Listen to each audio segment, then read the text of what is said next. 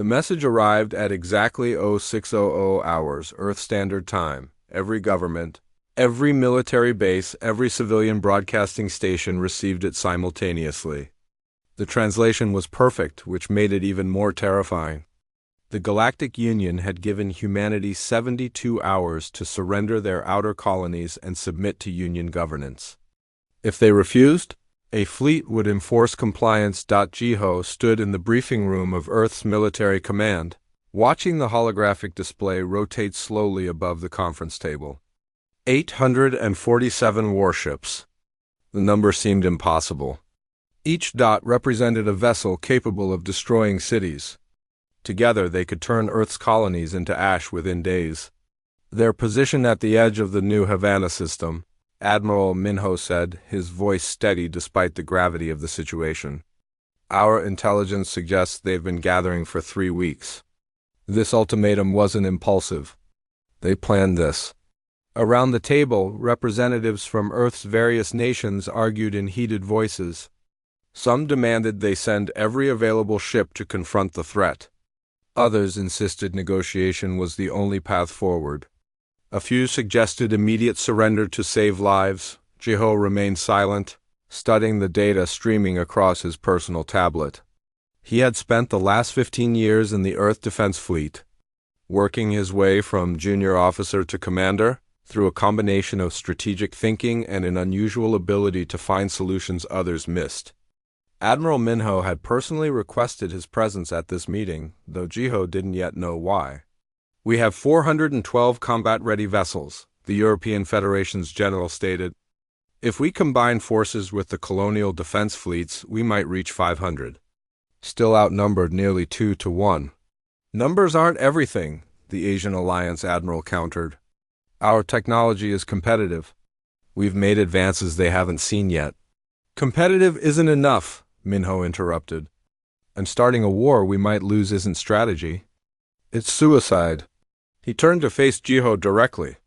"Commander, you've been quiet. What's your assessment?" Every eye in the room focused on Jiho. He set down his tablet and stood, gesturing to the holographic display.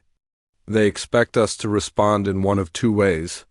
Either we surrender immediately or we send our fleet to fight. Both options give them exactly what they want. Which is?" someone asked. "Validation," Jiho replied. "If we surrender, they've proven we're weak and established dominance. If we fight and lose, they've eliminated a potential threat. If we fight and win, they've justified future aggression by proving we're dangerous. We can't win by playing their game." Minho smiled slightly. "So what do you propose?" "We send 1 ship." The room erupted. Voices overlapped in confusion and anger. One general called it cowardice. Another called it insanity. Jiho waited for the noise to subside, his expression calm. 1 ship, he repeated. "Crewed by volunteers. We approach their fleet, open communications, and refuse to engage on their terms. They'll destroy it," someone said flatly. "Maybe," Jiho acknowledged. "But they'll have to make that choice publicly in front of all 12 member species of their union. They'll have to explain why they obliterated a single vessel that came to talk. That changes the narrative."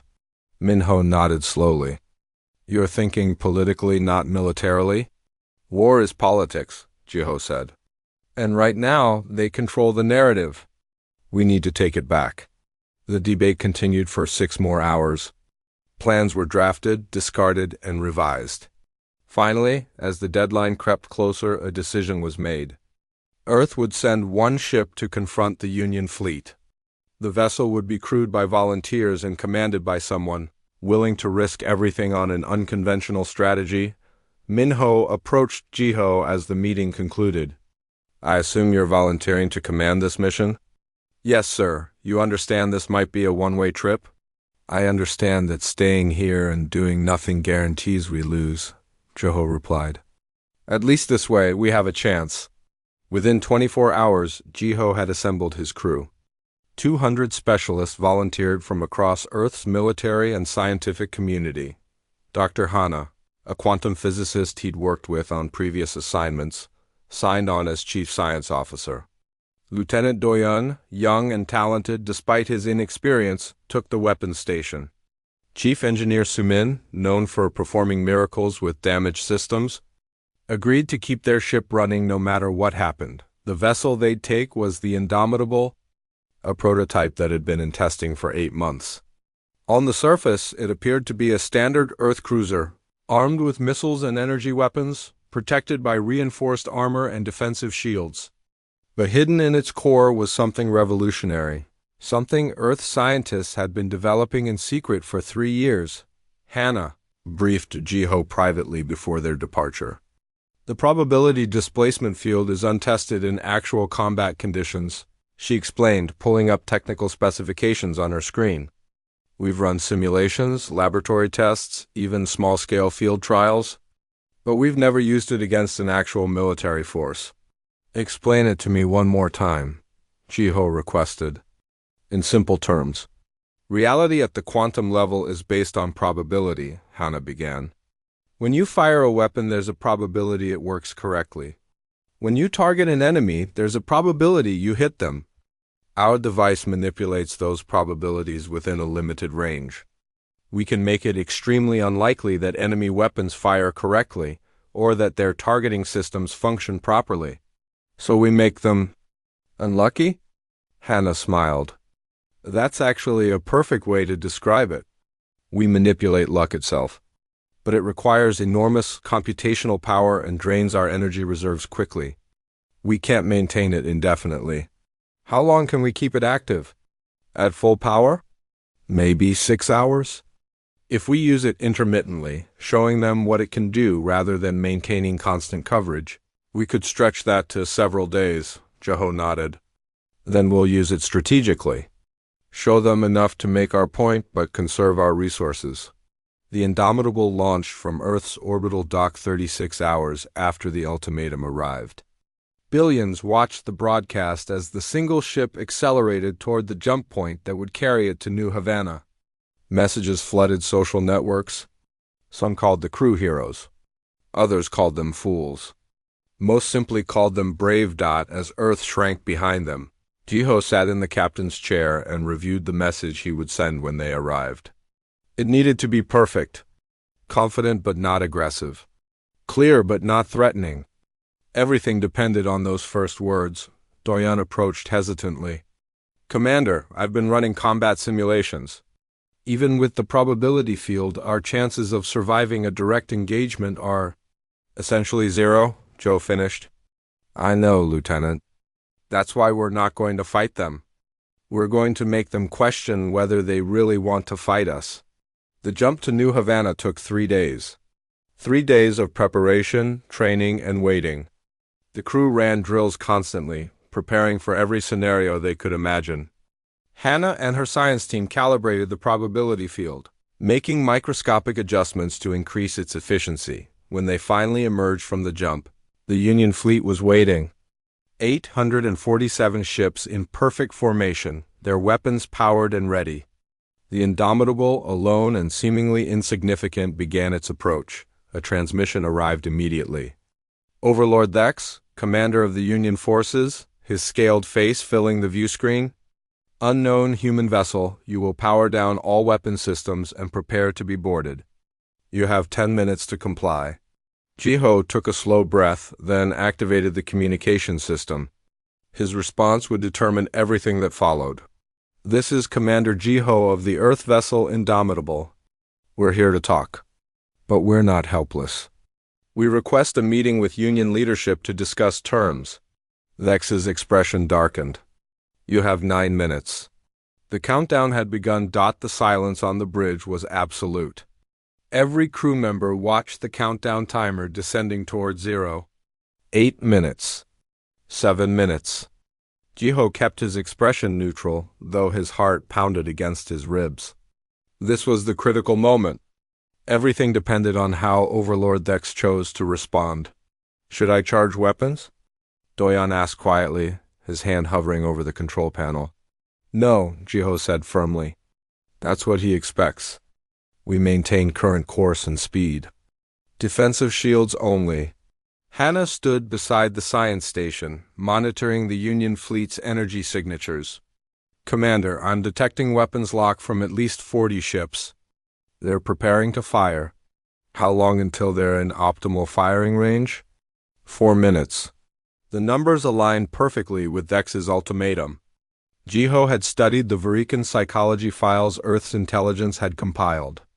The reptilian species valued strength and directness above all else. Backing down would be seen as weakness, but appearing reckless would be seen as foolish. He needed to project confidence without aggression.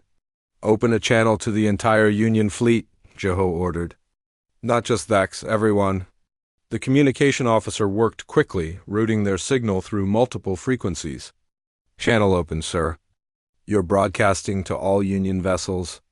Jiho stood, straightening his uniform. This is Commander Jiho of the Earth vessel Indomitable. We have come in response to your ultimatum, not to fight, but to demonstrate that conflict is unnecessary. We ask for 1 hour to present our case to Union leadership. If after that time you still wish to engage, we will not flee. But we believe there is a better path forward for all our species. He closed the channel and waited. 30 seconds passed. Then a minute. The weapons locks remained active, but no one fired. Finally, a new transmission arrived. Not from Dex, but from a different source.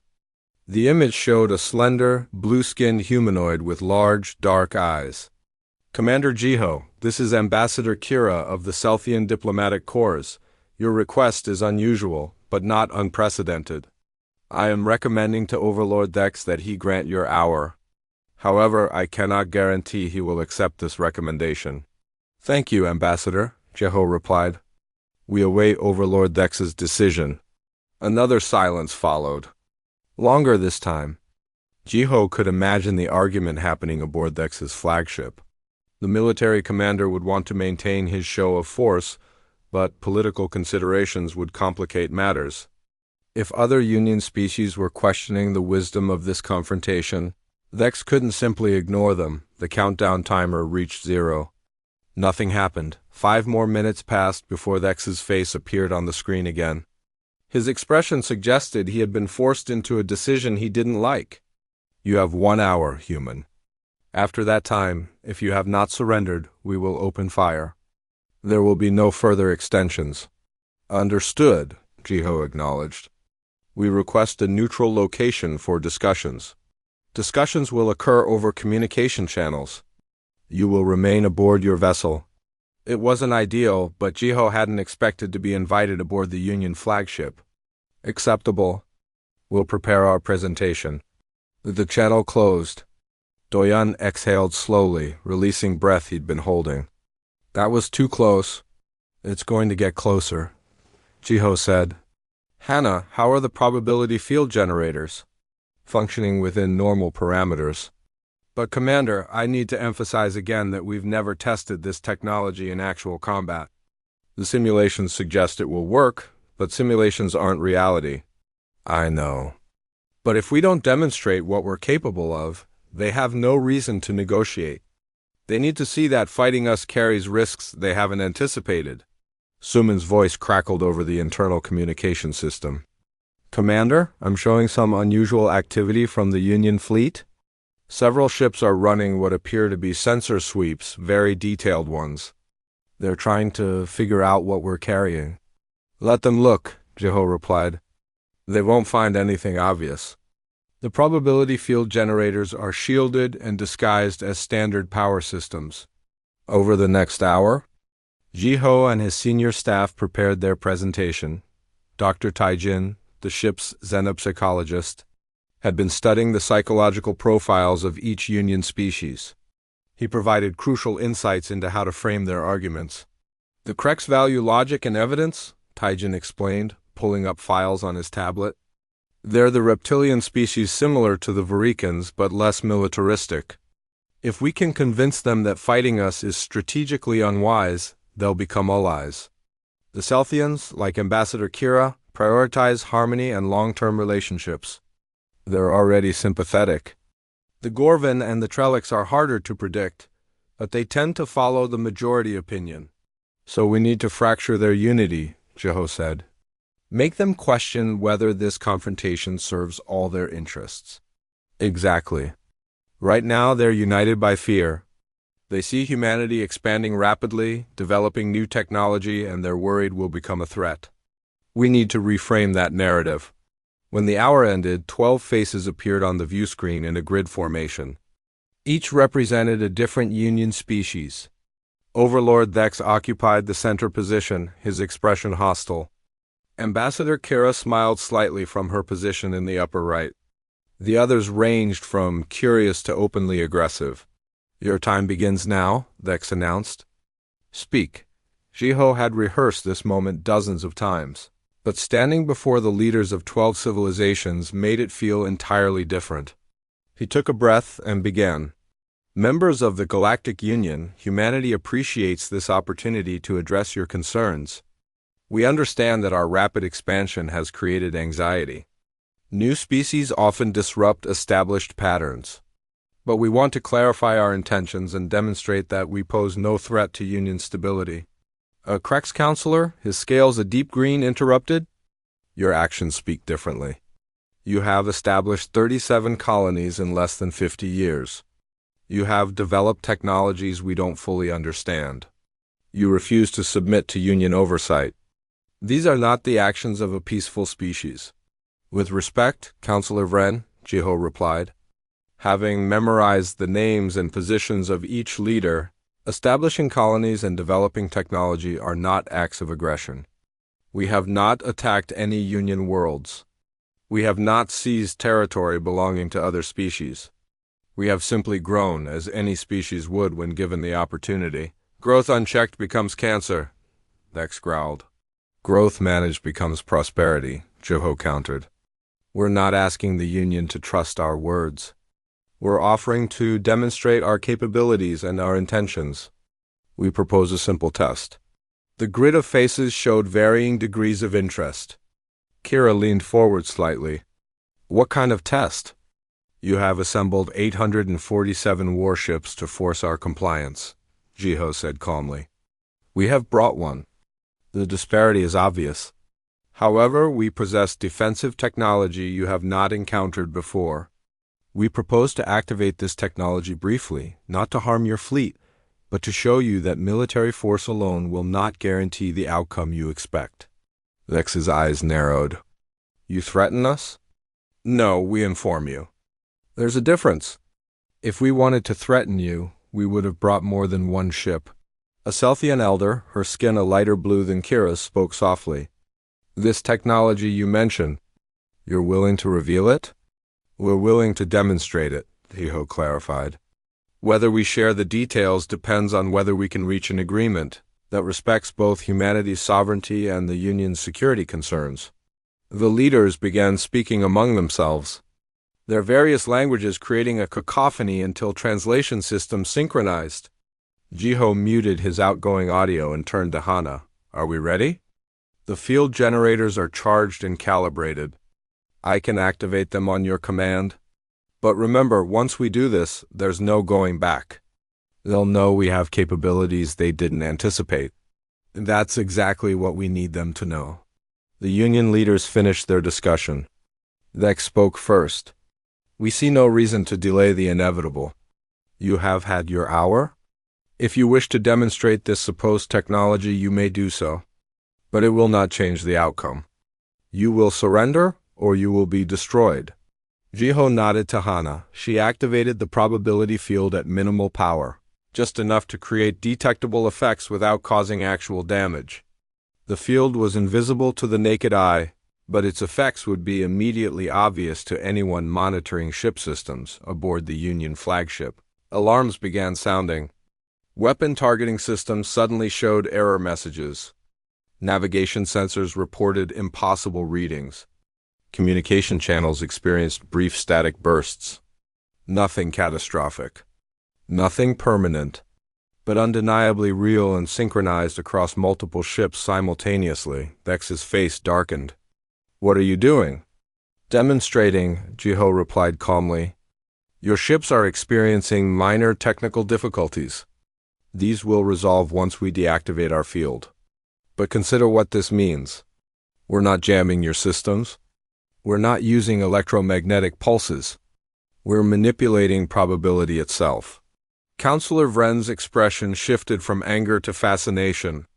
Impossible. Quantum effects don't scale to macro systems. They do now, Hannah interjected. Human scientists have developed methods to manipulate probability fields at the macroscopic level. What you're experiencing is us making it statistically unlikely that your systems function normally. Captain Borum, commander of a Union escort frigate, appeared in a new window on the screen.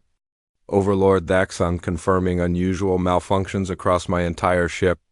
Weapons, sensors, navigation, all showing intermittent failures. And it started the exact moment the human vessel activated something.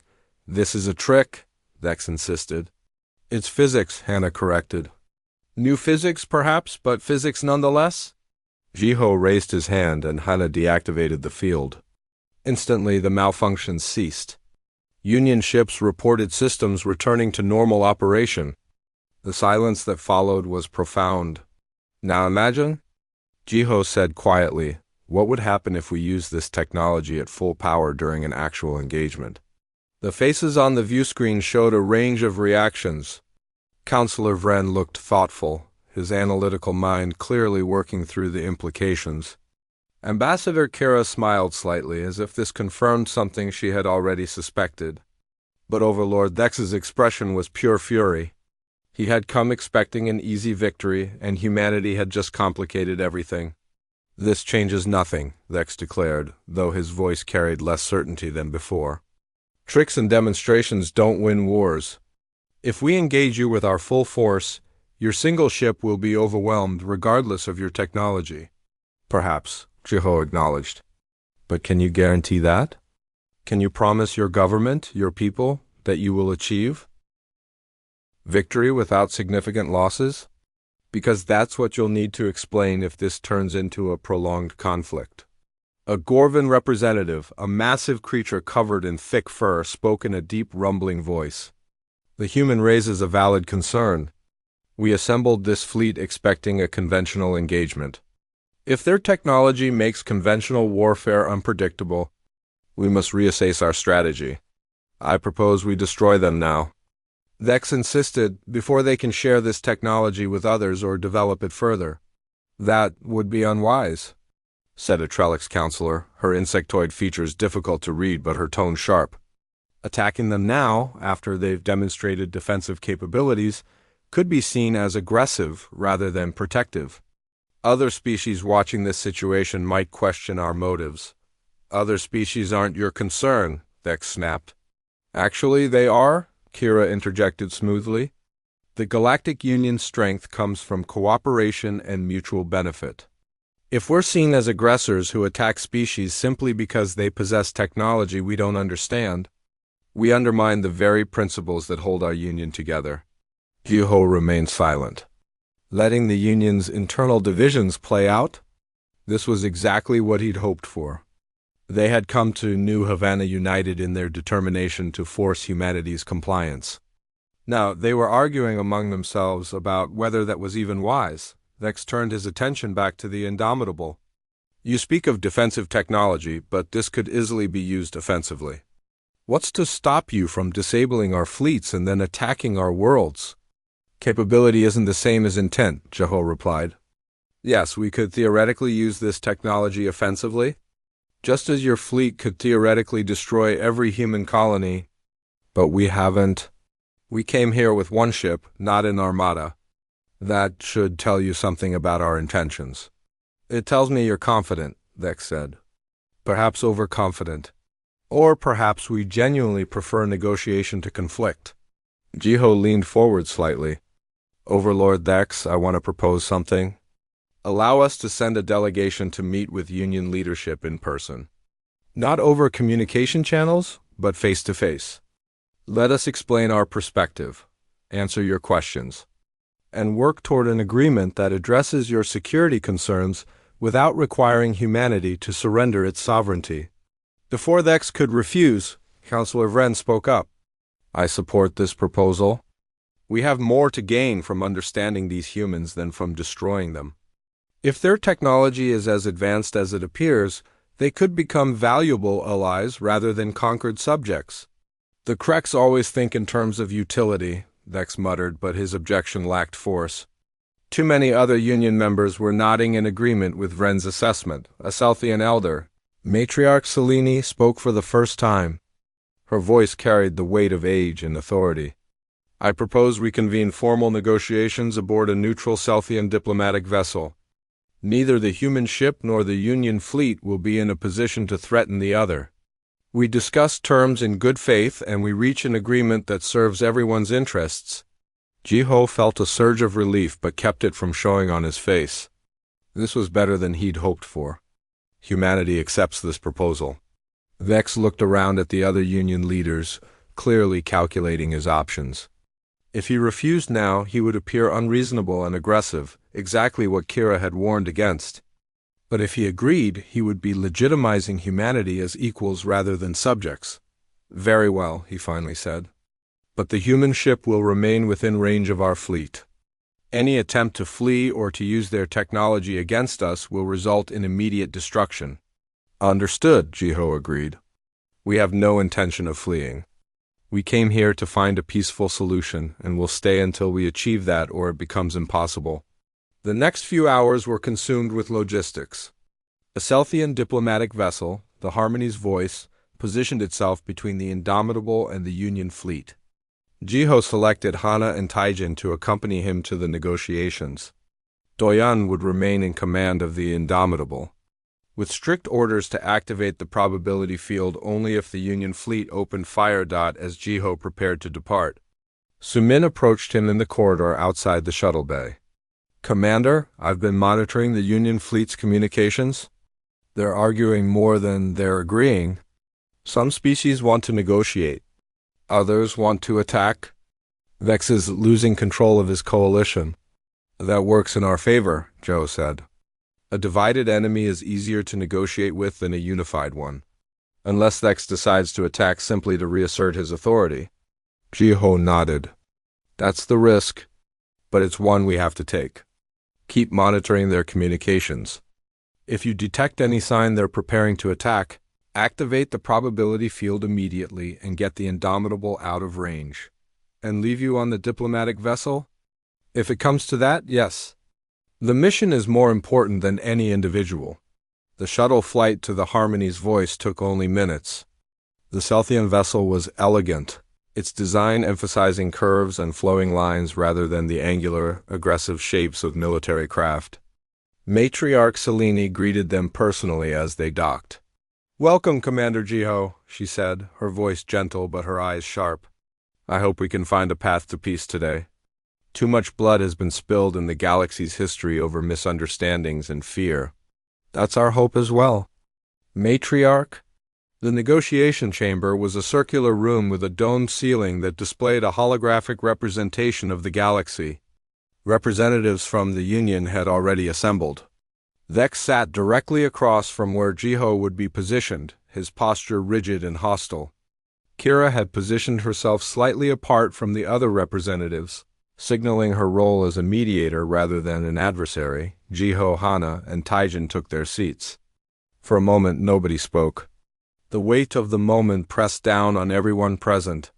These next few hours would determine whether humanity and the Galactic Union would become partners or enemies. Matriarch Selene opened the proceedings. We gather here to address the concerns that have brought us to the brink of conflict. The Galactic Union has expressed worry about humanity's rapid expansion and technological development. Humanity has demonstrated capabilities that were unexpected.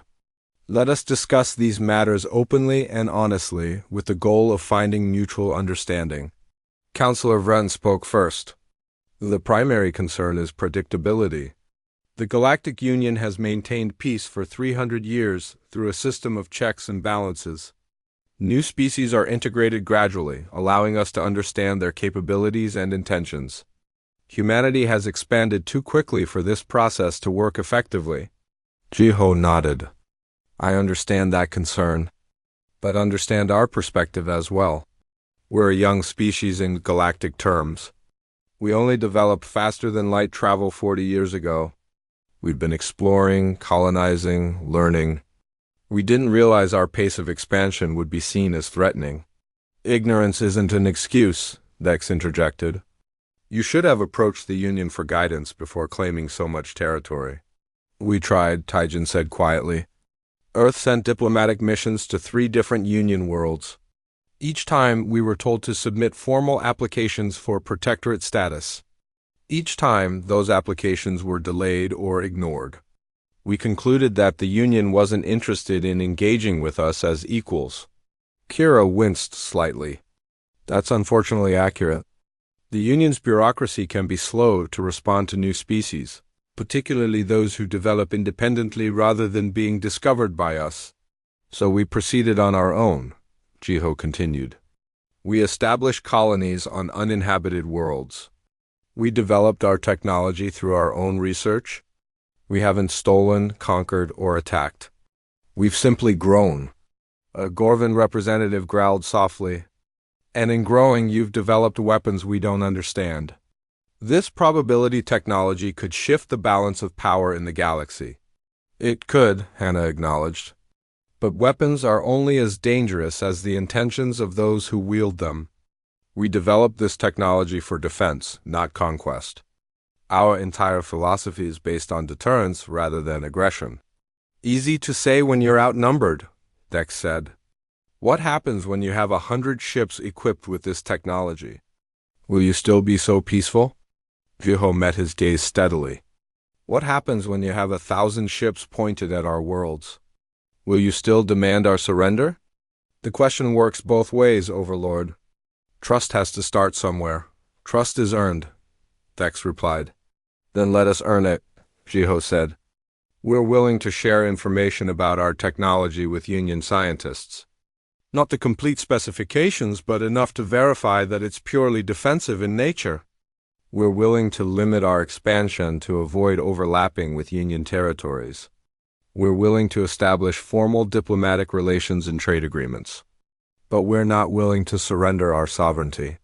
The room fell silent as the Union representatives considered this. Jiho could see them calculating, weighing benefits against risks. He had offered them significant concessions while maintaining humanity's core position, then Dex stood abruptly. This is waste of time. You seek to delay while you prepare defenses or call for reinforcements. I recommend we end these discussions and resolve this matter through military action. Several representatives looked shocked. Kira started to speak, but Dex cut her off. My battle group will demonstrate what happens to those who defy the Union. He turned and walked toward the exit. Zhao's heart sank. They had been so close to a breakthrough. But Dex's pride and aggression were about to destroy everything. Then Counselor Vren spoke, his voice carrying absolute authority. Overlord Dex, if you attack the human vessel while these negotiations are ongoing, the Krex will consider it a violation of diplomatic protocol. We will withdraw our support from this operation. Dex froze at the doorway. The Selthians agree, Matriarch Selena said firmly. Attacking during negotiations would be dishonorable. One by one, other Union representatives voiced their opposition to Dex's plan. The coalition that had seemed so unified just days ago was fracturing before Jiho's eyes. Dex slowly turned back to face the room. His expression was murderous, but he was trapped by political reality. Very well, he said through clenched teeth. We continue talking. For now, the tension in the negotiation chamber remained thick even after Dex returned to his seat. Jiho could see the Varikan commander's jaw muscles working, his pride wounded by the public rebuke from his supposed allies. This was dangerous. A cornered enemy often became more aggressive, not less. Matriarch Selene allowed a moment of silence before continuing. Now that we've established that negotiations will proceed without the threat of immediate violence, let us address the core issues. Commander Jiho, you mentioned humanity's philosophy is based on deterrence rather than aggression. Please elaborate. Jiho glanced at Taijin, who gave a small nod. This was the moment they'd prepared for, the chance to reframe how the Union perceived humanity. Everything depended on getting this right. To understand humanity's current philosophy, you need to understand our history, Jiho began. For most of our existence as a species, we were divided. Not into a unified civilization, but into hundreds of separate nations, cultures, and groups. And we fought each other constantly. This supports our concern, Vex interjected. A species with a history of internal warfare will eventually turn that aggression outward. Let me finish, Joe said firmly. Yes, we fought. For thousands of years, we perfected the art of killing each other. We developed weapons of incredible destructive power. At one point in our history, we possessed enough nuclear weapons to destroy our entire planet several times over. The Union representatives shifted uncomfortably. The Gorvan delegate's fur bristled. And you expect us to trust such a species? You're missing the important part, Hana interjected. We had those weapons, had past tense. We chose to reduce our arsenals, to limit the spread of the most dangerous technologies.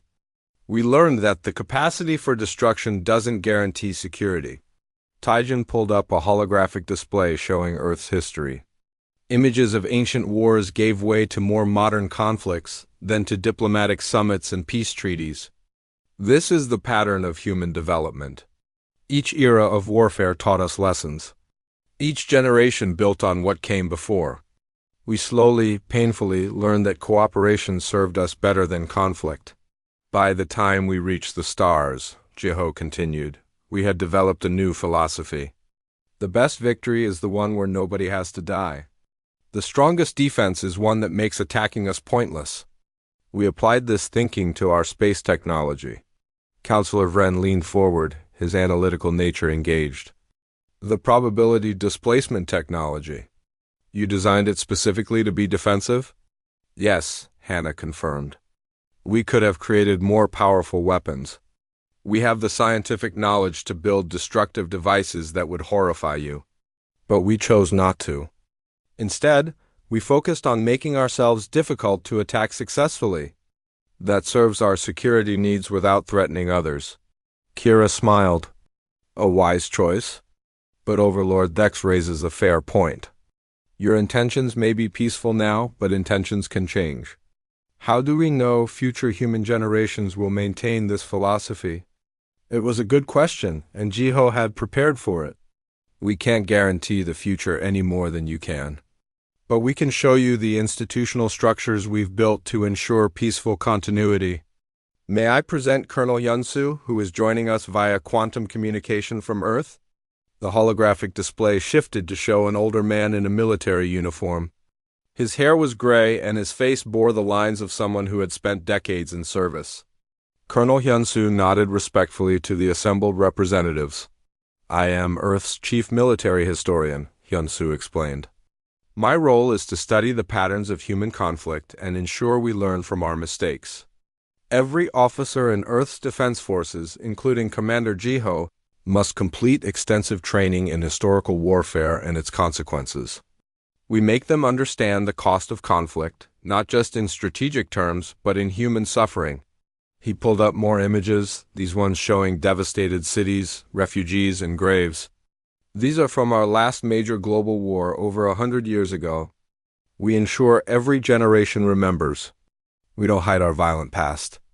We study it, we teach it, and we use it to inform our present choices. A Trellix counselor, her antennae twitching, spoke thoughtfully. This is unusual. Most species try to forget their shameful history. You embrace it? We don't embrace it, Hyunsu corrected. We acknowledge it. There's a difference. We're not proud of our history of warfare, but we refuse to pretend it didn't happen.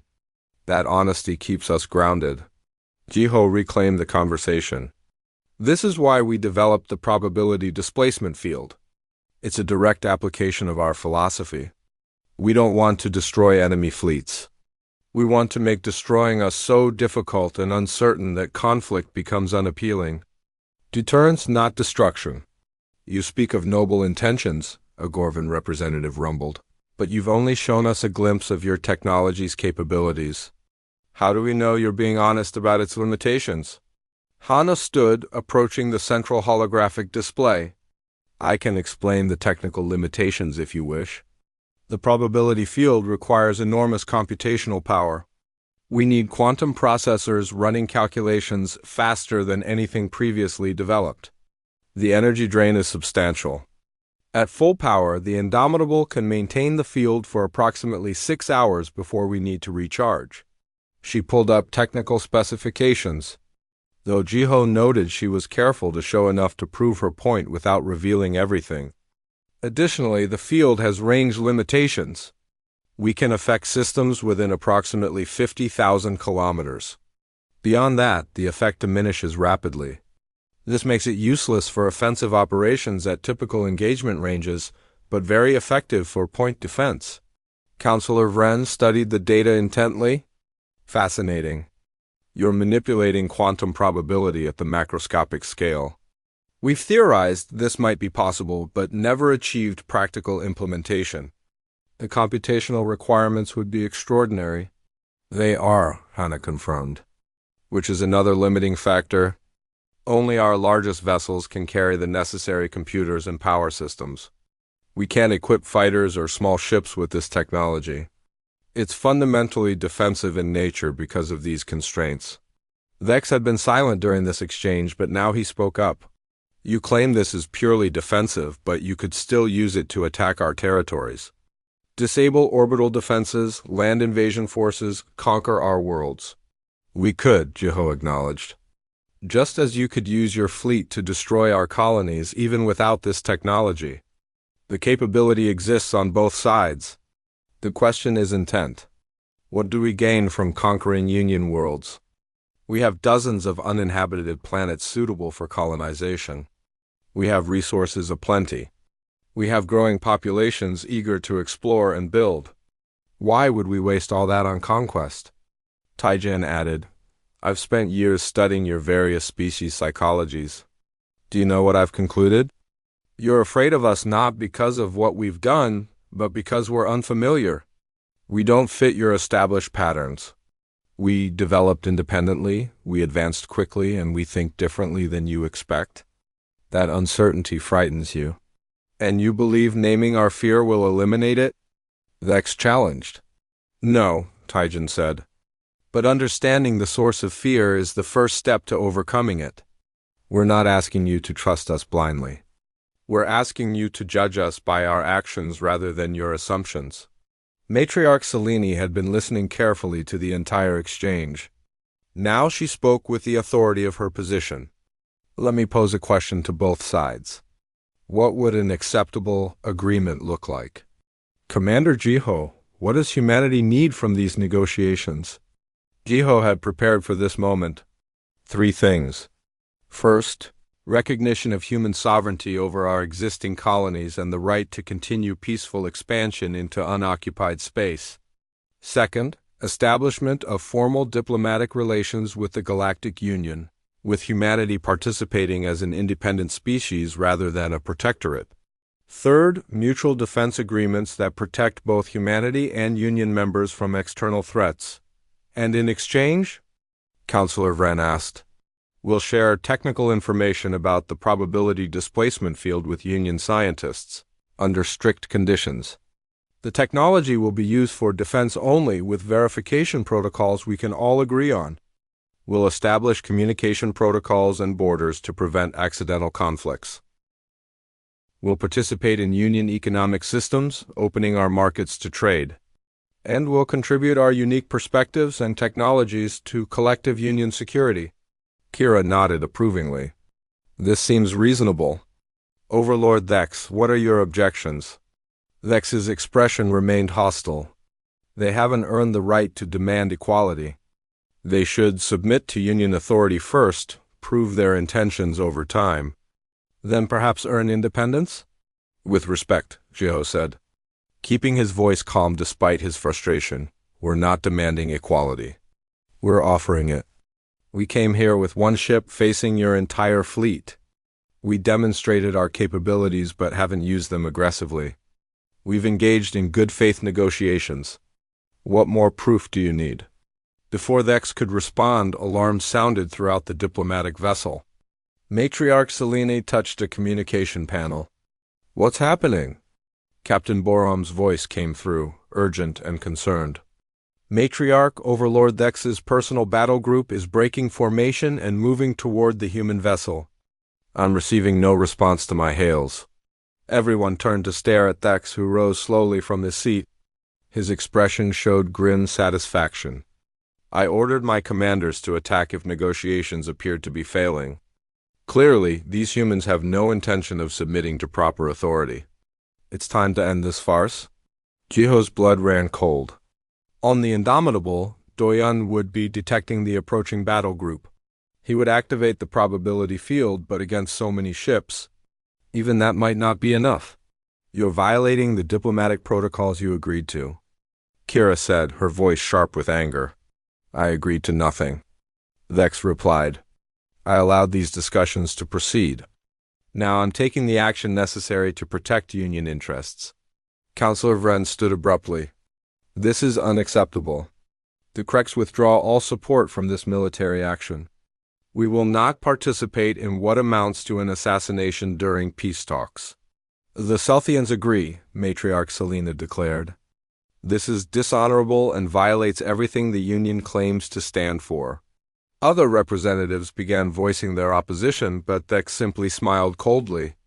Your objections are noted, but my ships follow my orders, not yours.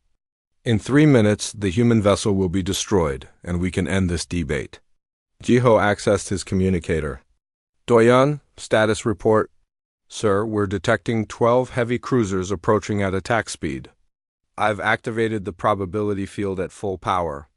Their targeting systems are malfunctioning, but they're so close they might not need precision targeting to damage us. Hold position, Jiho ordered.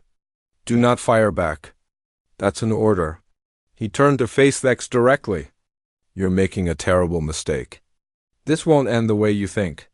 The next 90 seconds felt like an eternity. Through the diplomatic vessel's viewports, Jiho could see the Varikan battle group closing on the Indomitable.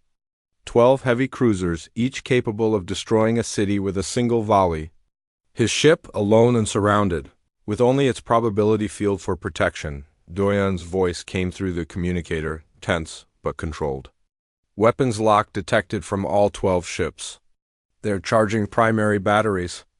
Probability field is affecting their targeting computers, but at this range... I know, Jiho said quietly. Hold steady. Do not return fire. Thex watched the tactical display with satisfaction. In 30 seconds, Commander, your ship will be debris. Your crew will be dead. And humanity will learn the price of defying the Galactic Union. Kira stood, her expression furious. Matriarch Selene, I formally request that Selthian vessels intervene to protect the human ship. This attack violates every principle of diplomatic immunity. Denied, Thex snapped. Your ships are too far away. This will be over before they can act. Counselor Vren was speaking rapidly into his own communicator, issuing orders in his native language. The other Union representatives watched in varying degrees of horror as the situation spiraled out of control. Jiho closed his eyes briefly, running through contingencies. They had prepared for this possibility, though he'd hoped it wouldn't come to this. He activated a coded signal to Doyan 3 short pulses. The lieutenant would know what it meant. 10 seconds, Thex announced. Say goodbye to your crew, Commander. The Varikan ships opened fire simultaneously. 12 streams of energy weapons converged on the Indomitable's position. The probability field warped and twisted the incoming fire, causing most shots to miss wildly. But the sheer volume of firepower was overwhelming. 3 direct hits struck the Indomitable's shields, which flared brilliant white before collapsing. Then something unexpected happened. The Varikan ship suddenly went dark. Not destroyed, but completely powered down. Weapons offline. Engines offline. Life support switching to emergency backup. 12 deadly warships transformed into drifting hulks in the space of 3 seconds. Thex stared at the tactical display in disbelief. What did you do? Hannah had been monitoring the Indomitable systems remotely.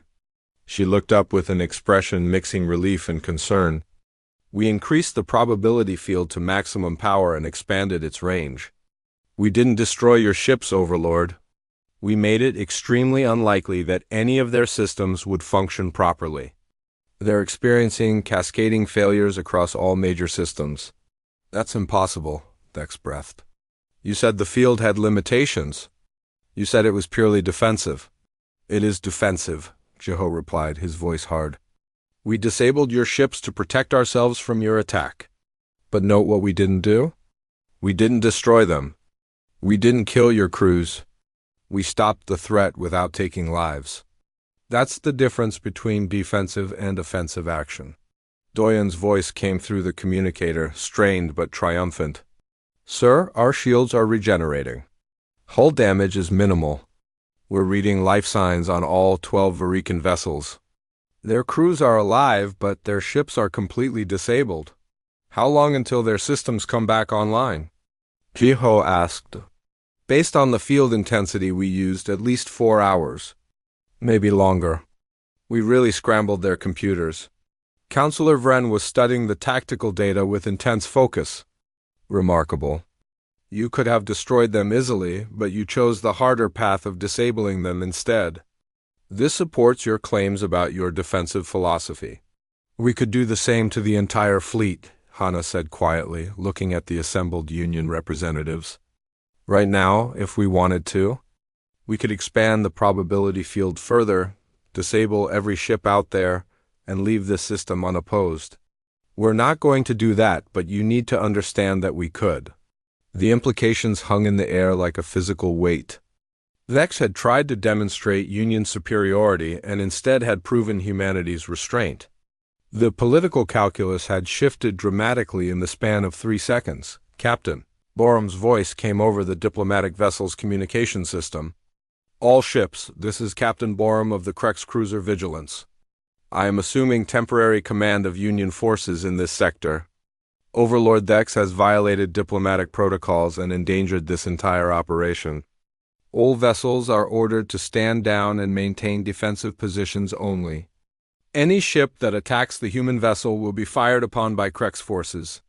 Dex whirled toward the communication panel. You have no authority to give such orders.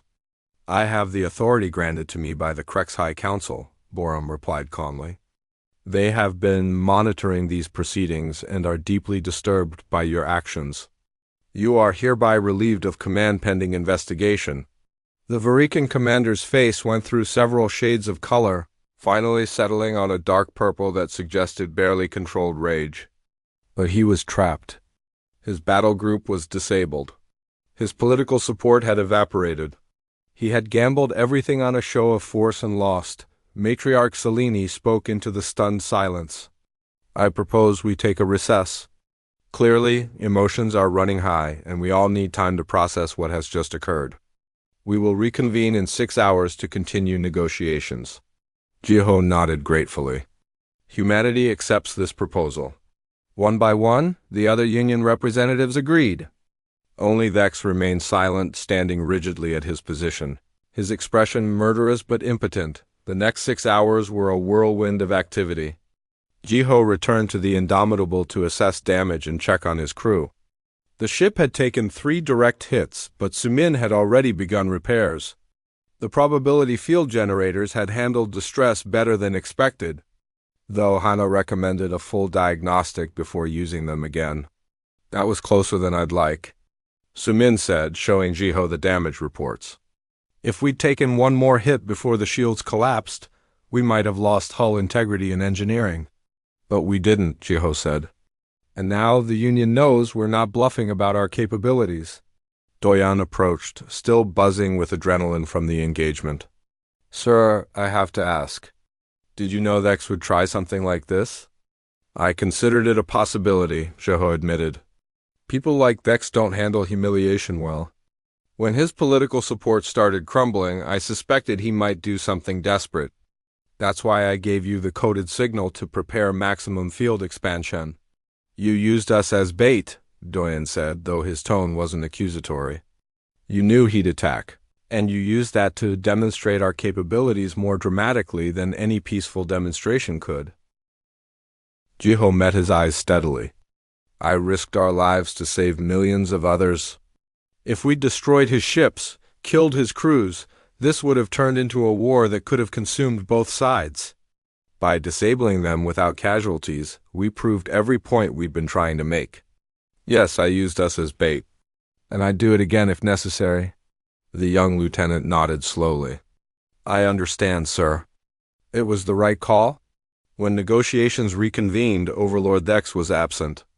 In his place sat a different Varikan representative, Ambassador Krell, who began by offering formal apologies for Dex's actions.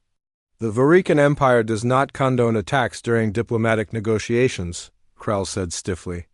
Overlord Dex acted without proper authorization and has been removed from all positions of authority. We hope this incident will not permanently damage the possibility of reaching an agreement. Jiho inclined his head. Humanity bears no ill will toward the Varikan people. We understand that individuals sometimes act contrary to their society's values. We're willing to continue negotiations in good faith. What followed was remarkably productive. The demonstration of humanity's restraint had fundamentally altered the Union's perception. They no longer saw humans as reckless expansionists to be controlled, but as potential partners who possessed both capability and wisdom. Counselor Vren presented a revised proposal. The Kreks have consulted with other Union members, and we believe we've developed a framework that addresses everyone's concerns. We propose recognizing humanity as an independent species, with full rights to their current colonies and future peaceful expansion. In exchange, humanity will participate in Union diplomatic forums, share defensive technology under monitored conditions, and contribute to collective security arrangements. It was almost exactly what Jiho had hoped for, almost. We have one addition to propose, he said. We want to establish the Institute for Peaceful Contact, a joint human union organization dedicated to resolving interspecies conflicts through understanding and diplomacy rather than force. We've just demonstrated that even the brink of war can be stepped back from with the right approach. Let's formalize that philosophy. Kira smiled broadly. The Selthians wholeheartedly support this proposal. We will contribute resources and personnel to such an institute. Over the next 2 days, the details were hammered out. The Treaty of New Havana, as it came to be called, established a new framework for human-union relations. Humanity gained recognition as an independent species. The Union gained access to human defensive technology and new perspectives on conflict resolution. Both sides gained a partner they could work with rather than an enemy to fear. When the Indomitable finally departed for Earth, it carried with it not just a treaty, but the foundation of a new galactic order. Jiho stood on the bridge, watching the Union fleet recede in the distance. Those 847 ships that had come to force humanity's surrender were now dispersing peacefully. Admiral Minho's face appeared on the communication screen. Commander Jiho, on behalf of Earth and all human colonies, I want to thank you and your crew. You've accomplished something remarkable. We did what was necessary, sir. But there's something you should know. Jiho's expression grew serious. Did Earth have a contingency plan if we'd failed? Minho was silent for a moment. Yes, if the Indomitable had been destroyed, we were prepared to deploy probability field technology across our entire fleet and wage a defensive war that could have lasted years. It would have been costly for both sides. So we were gambling with the fate of billions. We were, Minho acknowledged. But you won that gamble. You proved that there's always another path, even when war seems inevitable. That's a lesson the galaxy needed to learn. 3 weeks later, Jiho stood in the Grand Assembly Hall on Earth, receiving humanity's highest civilian honor. But the ceremony felt less important than what came after. Doyan approached him as the crowds dispersed, his expression thoughtful. Sir, the Institute for Peaceful Contact is looking for personnel. I'd like to volunteer for their first mission. Jiho smiled. What changed your mind? When we started this mission, you were running simulations that showed we had almost no chance of survival. I was thinking like a soldier, Doyan admitted. You taught me to think like a peacemaker. There's more honor in preventing wars than in winning them. Then you've learned the most important lesson of all. Across the galaxy, the effects of the Treaty of New Havana rippled outward. The Galactic Union began restructuring its approach to new species, emphasizing partnership over dominance. Several Union members started developing their own versions of defensive technology. Following humanity's example of prioritizing protection over aggression. In the Varikan Empire, a political revolution was underway. The aggressive militarism that Vex represented was being questioned and challenged. Younger Varikans looked at humanity's approach and wondered if strength could be measured in ways beyond military might. Hannah and her team at the Institute for Peaceful Contact began collaborating with scientists from across the Union. The probability displacement technology became just the first of many shared innovations, each one designed to make conflict less likely and cooperation more profitable. And aboard the Indomitable, which had been designated as the Institute's flagship vessel, Jeho prepared for the next mission. Another species on the galactic frontier was experiencing tensions with Union members. Another conflict was brewing that might be prevented through understanding rather than force. As the ship prepared to depart, Jeho reflected on what they had accomplished. One ship had faced an armada and won without firing a shot. One demonstration of restraint had changed the political landscape of the galaxy. One crew's willingness to risk everything for peace had proven that humanity's greatest strength wasn't their technology or their weapons. It was their refusal to accept that war was inevitable. The Indomitable accelerated toward the jump point, carrying with it the hope that what worked once could work again. That every conflict, no matter how intractable it seemed, had a solution that didn't require bloodshed. That the measure of civilization wasn't its capacity for destruction, but its wisdom to choose a different path. Behind them, Earth shone blue and green and beautiful. Ahead of them, the galaxy waited, full of challenges and conflicts and opportunities to prove that humanity's way worked not just once, but again and again. The fleet had expected a battle. Humanity had sent one ship and changed everything.